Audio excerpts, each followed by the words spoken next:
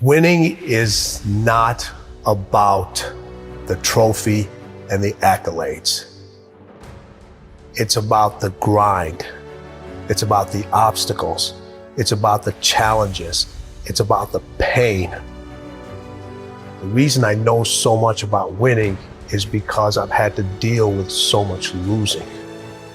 Everybody wants to win, but in order to know how to win, you got to know how to lose, because you're going to lose more than you're going to win. But what do you gain from it? You've trained some of the greatest of the greats, Michael Jordan, Kobe Bryant, Charles Barkley, Dwayne Wade. So you know something about winning, you know something about sustained winning over time. Your mind has to immediately shift back, because now you felt and tasted something that you can only get through winning. Are you willing to do it again? And that was one of Kobe's favorite words when it related to winning. He says, you have to be obsessed with whatever your win is. Be all in. Mm-hmm. 3 greatest lessons I learned from Michael: competing, accountability, and then winning at all levels. Winning at all levels, what does that mean?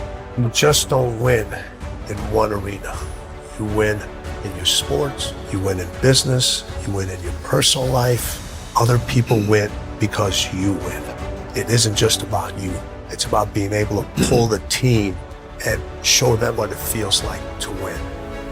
And this isn't about playing basketball like Michael Jordan did, like the late, great Kobe Bryant, Dwayne Wade.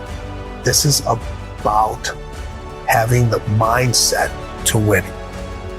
When you fail, your feelings give you excuses. Your mind makes you more resilient. You look at when Kobe, his first playoff series, he had this horrible game where he shot like 4 or 5 straight air balls.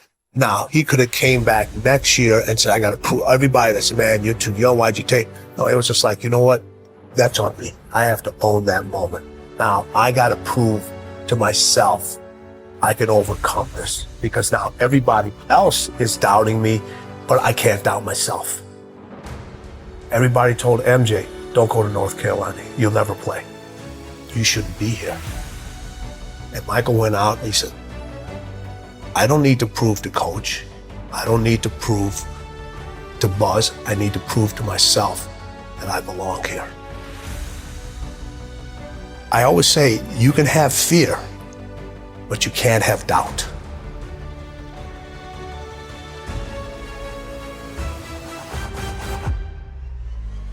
When I was working with my professional athletes, it required me to do a lot of traveling.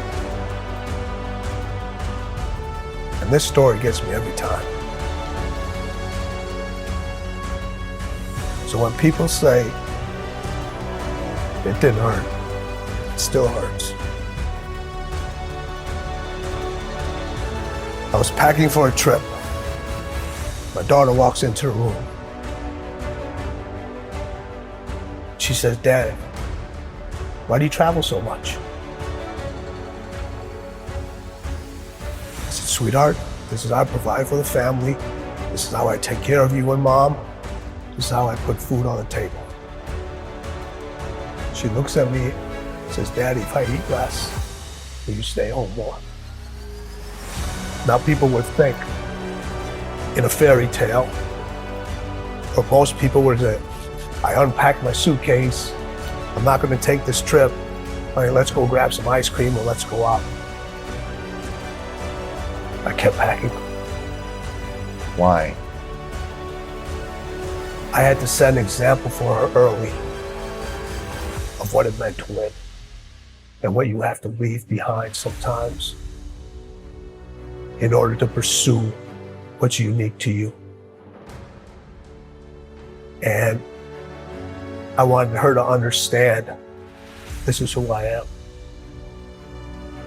And I want to set an example for you.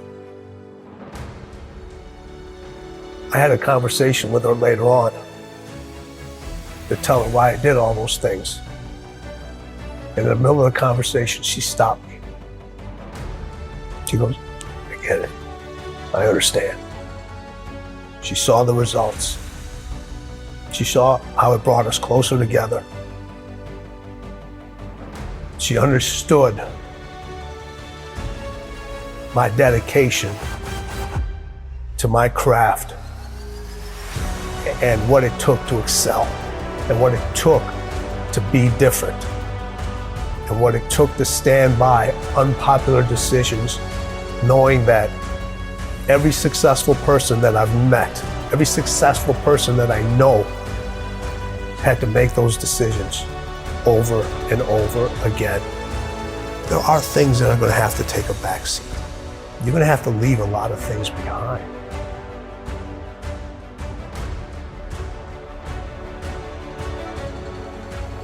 The hardest thing with Kobe was getting him to stop.